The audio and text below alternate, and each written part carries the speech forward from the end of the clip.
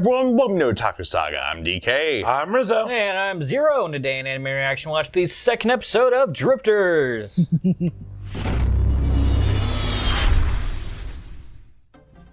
If you want to check out our reaction to the second episode of Drifters, hit that link in the description below. And be sure to give us feedback in the comment section because we love hearing from you. And as always, if you like what you see, subscribe to Otaku Saga. And don't forget to like and share our videos. And thanks for watching.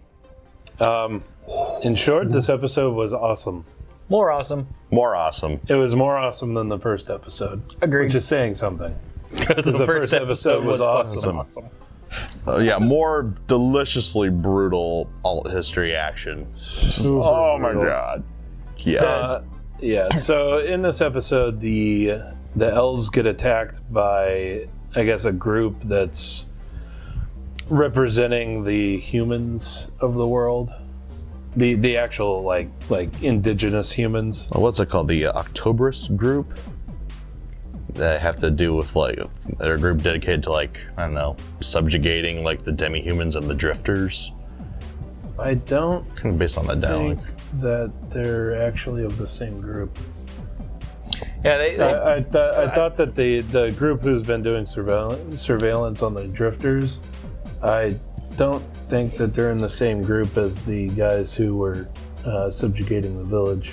Because, well, yeah, I saw Captain Douchebag, with those knights mentioning, kind of dropping their name, and then so that's why I kind of came to that conclusion. The name drop comes from, only this group is allowed to mess with anything with the drifters. Yeah, so I don't think they're part of the same group. But yeah, so a group of humans was going and basically busting up the town because the two elf boys saved Toyohisa. So And that was their reasoning. I'm sure that they honestly didn't give a fuck about that. They were just That's going true. in there They just want to kill demi-humans. pretty much. They want to purge. They want to purge all non-humans. they actually Fantastic mentioned racism. And Captain Douchebag, he lets us know exactly how he feels about him. But yeah, so Toyohisa and Nobunaga wake up. Nasu's already awake, and they basically realize that there's a battle going on. Because they can smell it. They could smell it. And so they run and go hunting. Go hunting. Yes. No. Toyohisa ends up saving the elf boys, and then shows up to the village and brutalizes the enemy forces. That's exactly what happened. That's still putting it lightly. That is Brutalizes in the most capital of letters. I expected him to just go up and kill the dude, or start hacking off limbs or something to Yeah, make it painful. I'm reminded of the. I'm reminded of the fight between Alucard and I think it was what was it, Lawrence Valentine? Luke Valentine. Yeah. The earlier, yeah. They fight in the earlier episodes of Hellsing. Yeah. So. And where it was the Millennium Brothers, I think, or The Valentine Brothers. yeah, the Valentine Brothers. And Alucard's just laughing his ass off, completely ripping this guy to shreds. Come on, do something else, come on! It was pretty much this, yeah. Pretty much, yeah. I really like the feint of throwing his sword at the dude, and then when he goes to block the sword, rushing in and tackling rushing in, doing a scissor choke on the guy. Yeah, puts him in a guillotine choke. Yeah, guillotine choke goes it. And then takes him to the ground and just starts beating his face in with his fucking scabbard. It's like you don't even deserve the sword. Yeah, decapitation becoming part of my head collection is too good for you. Let me just bludgeon you within an inch of your life. That's the thing. He doesn't outright kill him. And then lets the elves do the rest. Oh. I did like that he did that because it kind of goes back to talking about where Nobunaga was talking about if you have food but no dignity, you can you can get through it. if you have dignity but no food, then you can make it through the endure tough it. times. If you don't have either, then You clean to anything. yeah. But Yeah. basically, this is them helping the elves realize that, hey, they're not completely powerless. Hearts and minds. Indeed. And then they pose for a really sick group shot after the town's been, I guess, liberated or taken over, however you want to put it. And instead of the Tamaki now, we now have the Nobunaga. I can't do it. I know, he has like a severe hook in his finger, just like... Well, I mean, I could do it. It's like he's picking his teeth, but you move the finger lower. But something that I actually wanted to point out is is it Toyohisa? Toyohisa. During some of the battle scenes with Toyohisa, they actually used some more obscure swordsmanship. Like actually putting your hand against the back of the blade to give it a different fulcrum, to actually give it more power. That's not always seen in anime, but it was used a lot. And then at the same time, getting really, really close, and then this motion. We're always technical here at Otaku Saga. Oh, The most cutting edge commentary. Haha, cutting edge. But I do want to point out that cutting a sword with another sword. If I had to make a guess, the regular soldiers' metal, Probably everything was probably really, really weak. Well, you gotta imagine, like blacksmiths back in Europe back in the day, they used inferior iron, and since it was mass produced, everything was rushed. So probably things were overheated, probably made brittle. Well, you got to look at it from two ways, I think. Number one, Japanese metal isn't exactly the highest quality. True. Which is why they have to do what they do with it to make katana. Yeah. Because, basically they're making up for the quality of the metal by putting in way more quality when they actually put it together. So they hammer and fold it all the times to drive out all the impurities. Yep. Yeah. Right. However, if I had to make a guess at the technology level of these soldiers, I would guess maybe early, like probably earlier than 500 AD Europe. So you're still gonna get the more weak metals, and probably not as good of a process. Right. Not to make- as refined a process. Yeah, not as refined for the metals too. It's like what, So- early Iron Age? Yeah, I could almost see him doing that, but at the same time, it is still a little ridiculous. Yeah, and I mean, not only enough force pressing to break through a sword, but also to carry through the blow and decapitate a guy. Yeah. Really cool kind of applies to that scene. Yeah. But again, I do like how it showed them actually like putting their hand on the back of the blade to give it a different fulcrum, like Zero said.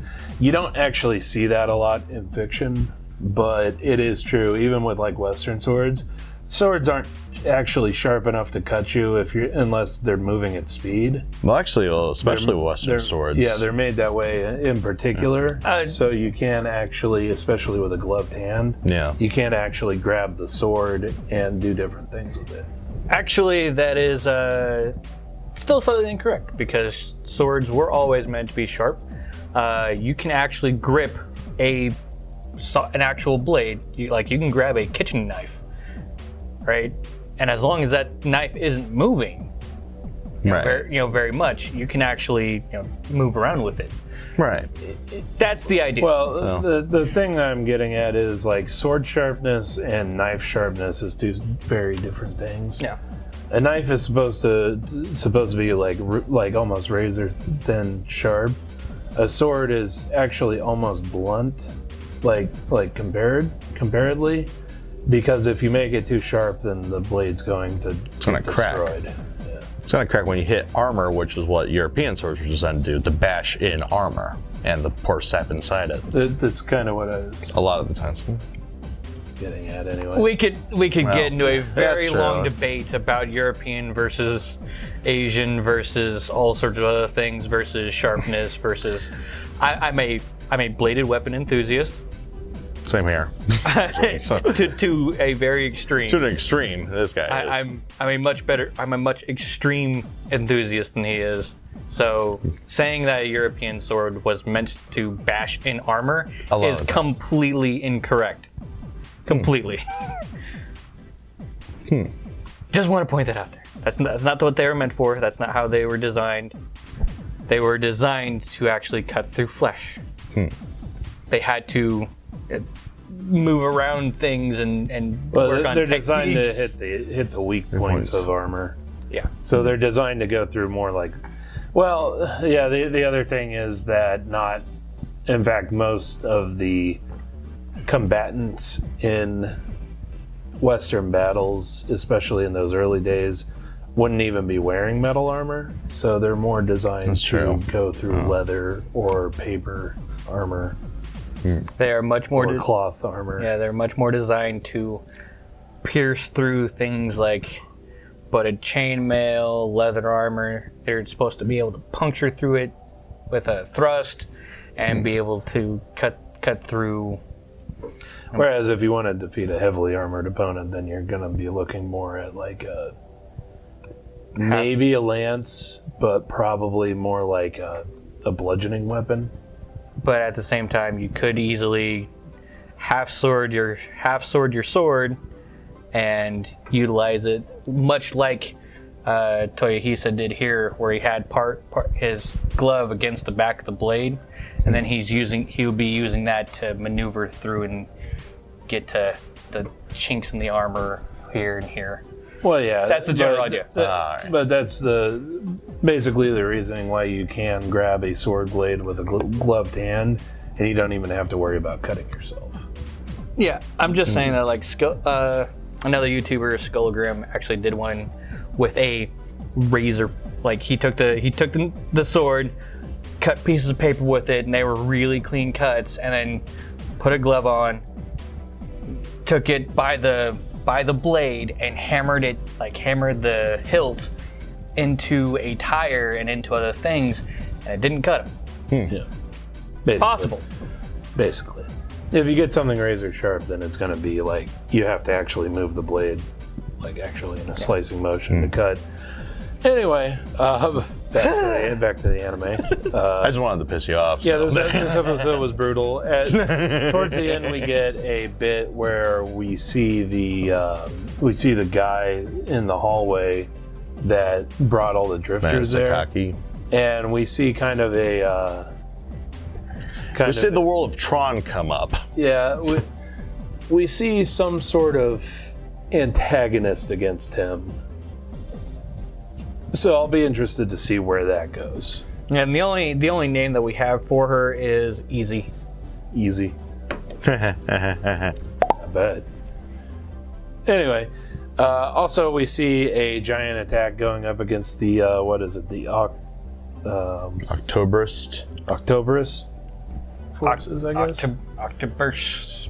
They're manning a giant wall, so battle and of Helm's Deep. there's a giant army approaching the wall. So Led by the mysterious Black King. I expect that the next episode will also be brutal. I also want to point this out that this death with the commanding officer here, probably the most brutal death I've seen in a very long time. That was very brutal. Outside of Berserk, I'm sure. Well, actually, no, that could rival Let's some of the see. deaths in Let's beat Berserk. his face in with a scabbard, and then have what was it? About 20 elves grab various types of weapons and stab him At least, yeah, 10, all at the 15. same time, Well, repeatedly. Just Let it out, fellas. go ape shit. They did. But yeah, so very awesome episode. Looking forward to the next one. If you want to check out our reaction to the first episode of Drifters, go ahead and hit this link Yep, and here is a podcast where we talk about all the things that we were watching this season. If you're getting tired of watching us react to anime, check out OS Gaming, our new gaming channel. And also, if you would like to help support us, go ahead and hit this link and it'll take you over to our Patreon page. But let us know what you thought of the anime and what you thought of the reaction in the comment section below. Yep, thumbs up if you like it, thumbs down if you don't. But that's going to do it for this episode of Anime Reaction. I'm DK. I'm Zero. And I'm Rizzo. See you next time.